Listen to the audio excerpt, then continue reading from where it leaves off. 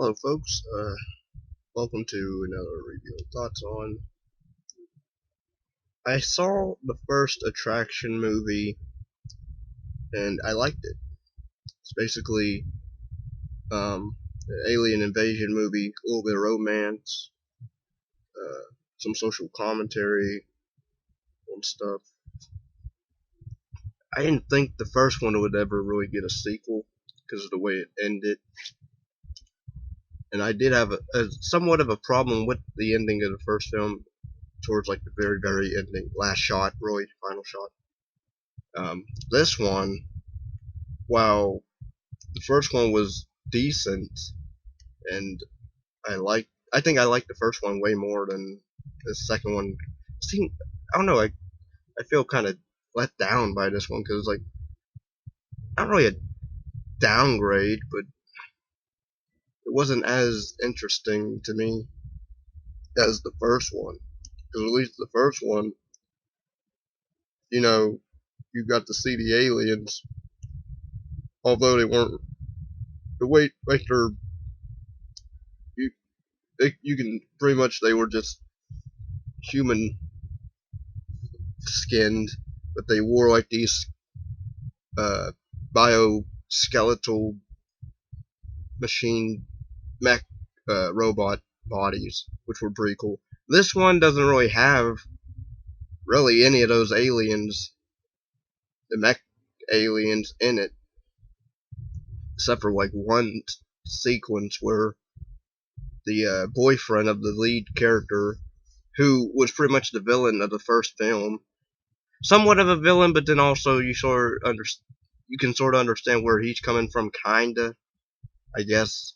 But this one, he dies, and I don't know, like the way they handled his character. I mean, granted, he died, so granted he changed his ways, I guess, became like a good guy. But like this one, where they don't really, they sort of go into the fact that, okay, the lead character's name. Now and also this is dubbed because it's in Russian language, but it's dubbed, so I can't really judge or rate the acting because it's not really the actors portraying, not really speaking. It's actually somebody else speaking for them. But I mean, I guess the dub was good. Although the guy that plays the dad, I don't know. I can't really buy. I don't really see the voice that comes out the dad's, voice. The dad's voice. I can't really see him speaking that way. It seemed like he wouldn't be sounding like that. But I guess the lead character's name's Julia. But even though it sounds like they're saying Julia, I swear they're saying Julia, but then subtitles will say Julia. Basically, the lead character from the first film, pretty much everybody comes back from the first film.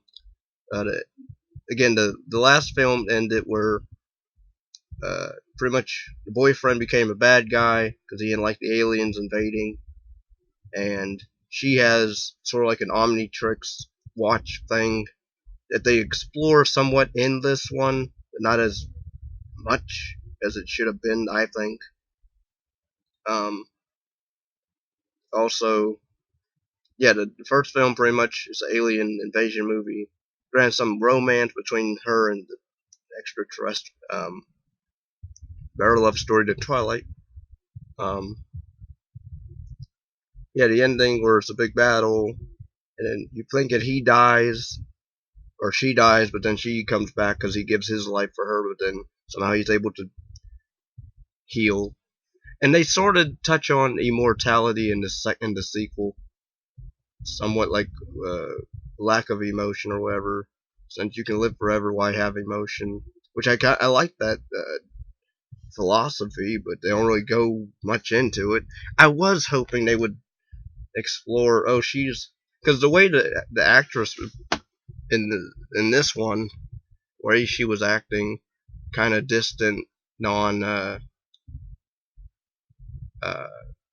kind of blank emotion in spots and scenes. Not bad acting, but it's just like because the way they were talking about immortality and lack of uh, emotion,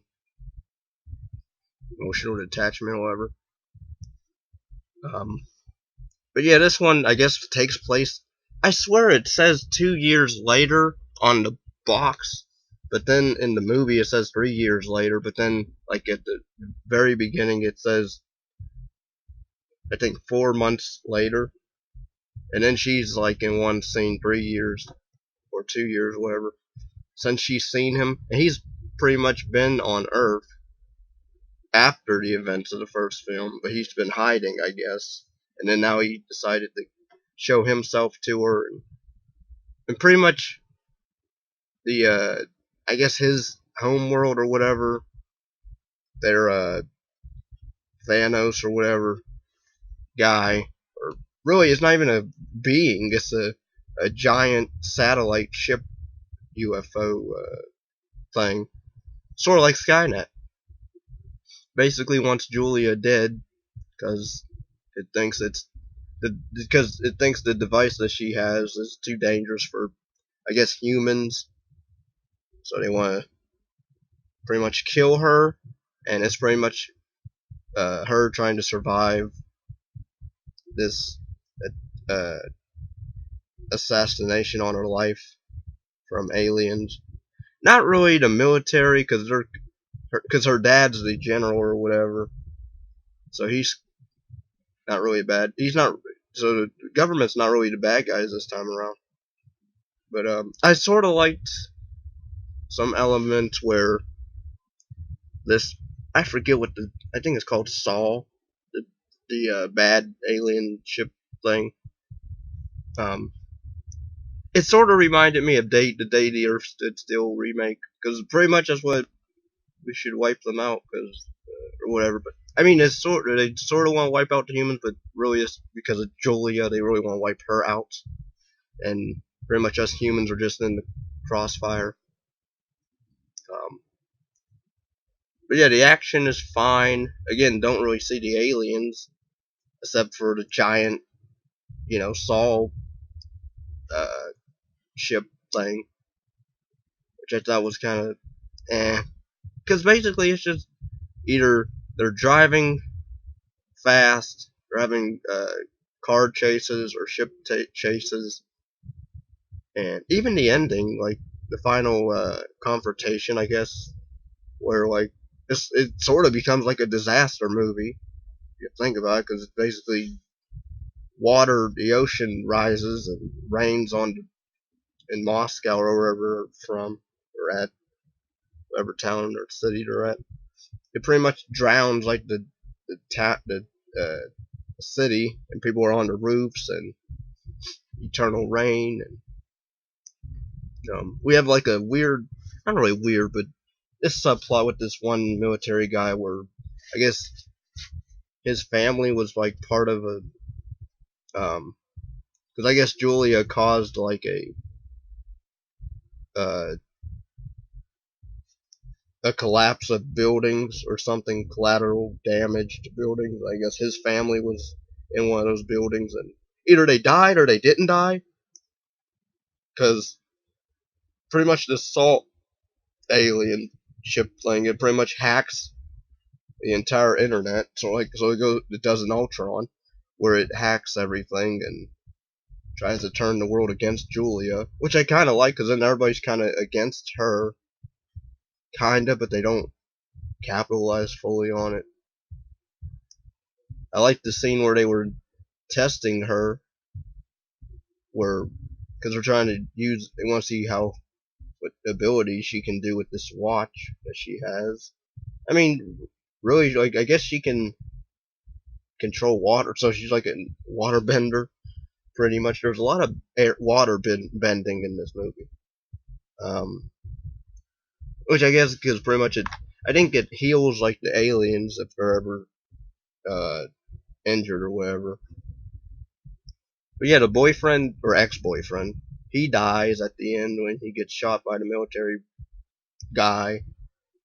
and pretty much military bombs the or torpedoes the Sol Skynet satellite ship mothership thing, and it dies, and then there's a funeral scene, and then everybody thinks, I guess, Julia's dead, and then we get the shot where her dad goes to travel and sees her, and then it shows, I guess, I don't know if they're, because now they really just want to leave Earth, because pretty much, so nobody can find Julia, pretty much. So they're going to take a ship and go off to wherever, because then it has like a ship that rises out the water, out the ocean, and it just cuts to black, and then, that's the end of the movie. So, could you do a sequel? Could you do a third one? I don't know, because the way it ends, you can sort of just leave it where they decide to go off in space, far, far away. That's all she wrote. Or, I don't know, I was just let down, I feel. I was hyped for, there's a second one, alright. Because I think the first one came out in 2017, this one's 2020. But yeah, I was hoping for, I don't know, better, like newer aliens, but nope, it's just a giant. It's sort of like that, it's like a letdown of Galactus in Fantastic Four Silver Surfer, where you don't get to see Galactus ever, but a fart cloud in the sky, or a machine, whatever. And this is what that sort of is. Except, I mean, you see, it's sort of like a Death Star, really. It reminded me of the game Star Ocean. I think it's the second story, where like they have like these giant satellite ship things in space. But yeah, this movie at points was not really boring, but kind of okay. And that's kind of it. Oh, I mean, at least the first one was more. At least the end. At least the final fight was awesome, where you had humans fighting aliens. That was cool.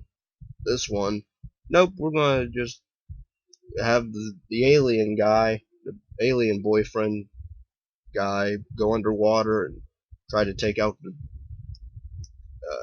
ship from there, and then have the military just torpedo the heck out of it in the sky, and then we're gonna leave Earth forever and take the dog with us. So, yeah. But again, the positives I guess I can give it are the effects are good. Again, the acting I can't really judge because it's not their language dubbed, so I didn't really want to watch it, and I didn't want to read subtitles either. But yeah, I liked some of the testing scene where they were trying to test her emotions and what you can do with the wristwatch Omnitrix thing, and that's kind of it. And I like the philosophy, the little scene where she's in class and they talk about, intelligence or artificial intelligence, stuff like that, and immortality. The rest of it, everything else is just Maybe I'll do a review of the first one soon, or later, I don't know. If anybody wants me to review or do requests, you can request it through PayPal or join my Patreon. Links are down below. Do reaction videos or commentaries on pretty much anything, or almost anything, I'll say, if I can, do it. Yeah. Till next time, take care and peace and love.